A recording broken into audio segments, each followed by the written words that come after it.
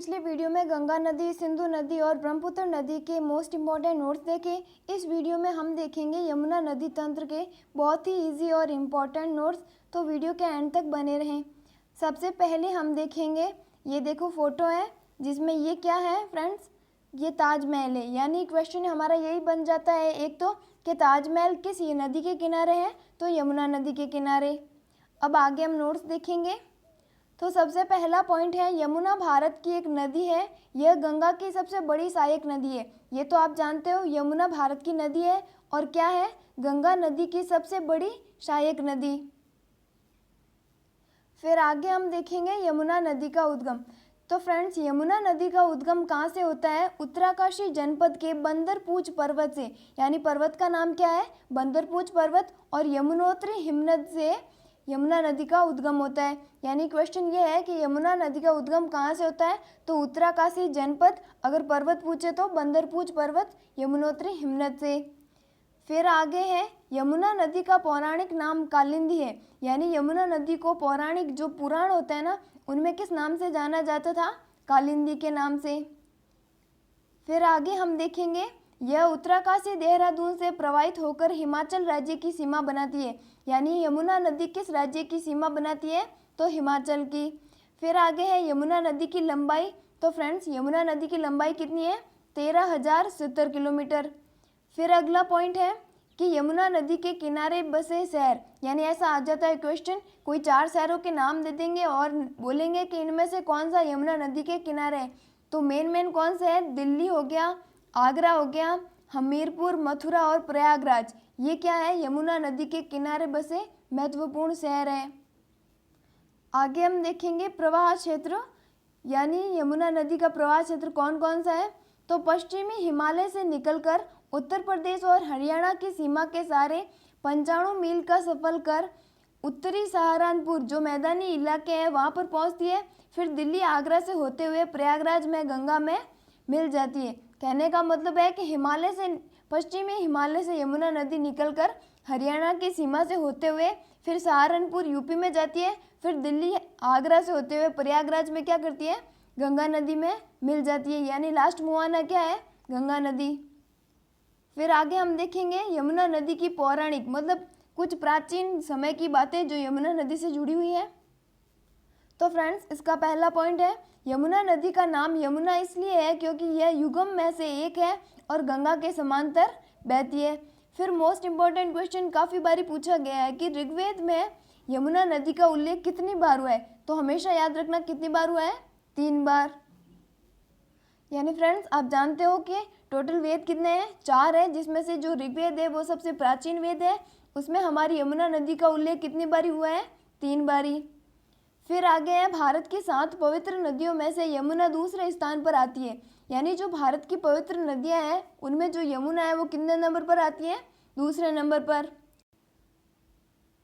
फिर अगला है मोस्ट इम्पॉर्टेंट पॉइंट, थोड़ा ध्यान दीजिएगा इस पर, कि इलाहाबाद प्रयागराज, यानी पहले जिसे इलाहाबाद बोलते थे अब उसे क्या बोलते हैं, प्रयागराज में त्रिवेणी संगम होता है। त्रिवेणी संगम मतलब जहाँ 3 नदियाँ आकर मिलती है, तो वो कौन कौन सी है, गंगा, यमुना और सरस्वती। क्वेश्चन ये बनेगा कि गंगा, यमुना, सरस्वती जो त्रिवेणी संगम है वो कहाँ पर बनता है, तो इलाहाबाद प्रयागराज में। फिर आगे है कि ये त्रिवेणी संगम हिंदुओं के लिए सबसे पवित्र स्थान है, जो कि कहाँ पर है, प्रयागराज में। आप ये जानते हो, जहाँ गंगा, यमुना, सरस्वती मिलती है प्रयागराज, वो हिंदुओं के लिए सबसे पवित्र स्थान माना जाता है। फिर आगे है कि त्रिवेणी संगम वही स्थान है जहाँ पर 12 वर्षों में सबसे प्रसिद्ध हिंदुओं का त्योहार यानी कुंभ मेले का आयोजन होता है। यानी प्रत्येक 12 साल के बाद जो कुंभ मेले का आयोजन होता है वो कहाँ पर होता है, इसी त्रिवेणी संगम में। फिर आगे है यमुना की सहायक नदियाँ। अब हम नदी तंत्र पढ़ रहे हैं तो सहायक नदियाँ पढ़नी होगी। तो यमुना की सहायक नदियों में सबसे पहले अगर हम बात करें तो कौन सी है, चंबल नदी। इनके भी हम 2-3 पॉइंट्स देख लेंगे। सबसे पहला, चंबल नदी भारत के एमपी में बहती है और राजस्थान में भी बहती है, ठीक है। तो चंबल नदी भारत के एमपी में बहती है। उद्गम कहाँ से होता है, जाना पाओ की पहाड़ी कहाँ पर है, विंध्याचल पर्वत एमपी में। यानी चंबल नदी का उद्गम होता है जाना पाओ की पहाड़ी, विंध्याचल पर्वत, मध्य प्रदेश। फिर आगे है चंबल नदी का पुराना नाम। यानी अगर हम बात करें चंबल नदी के पुराने नाम की तो इसे चरमवती या चरमणवती भी बोला जाता है। फिर हम नेक्स्ट देखेंगे कि चंबल नदी पर 4 विद्युत परियोजनाएं, ये थोड़ा इंपॉर्टेंट है, मैं इसलिए आपको बता रही हूँ कि चंबल नदी पर कुल कितनी विद्युत परियोजनाएं हैं? 4। पहली होगी गांधी सागर, दूसरी राणा प्रताप सागर, तीसरी जवाहर सागर और चौथी कोटा बैराज। फिर आगे है सुप्रसिद्ध जूलिया जलप्रपात चंबल नदी पर बना हुआ है। कैसे याद रखना? च से चूलिया और च से चंबल, यानी जो प्रसिद्ध चूलिया जलप्रपात है वो किस नदी पर है? चंबल नदी पर। फिर नेक्स्ट है सेंगर नदी। अब जो सेंगर नदी है वो भी क्या है? यमुना की सहायक नदी है। यह नदी भारत के उत्तर प्रदेश में बहती है, ठीक है। फिर अगला है सेंगर नदी का उद्गम अलीगढ़ में एक झील से होता है, यानी जो सेंगर नदी है उसका उद्गम कहाँ से होता है? अलीगढ़ झील से। फिर आगे है बेतवा, ये क्या है? यमुना की भी एक सहायक नदी है। भारत के एमपी और उत्तर प्रदेश में ये नदी बहती है, यानी बेतवा नदी भारत के एमपी यूपी में बहती है। फिर आगे है कि भारतीय नौसेना के द्वारा बेतवा नदी के आदर में एक जहाज का नाम भी क्या रखा गया? बेतवा नदी के नाम पर रखा गया। अब वो जहाज कौन सा था? INS बेतवा F39, ठीक है।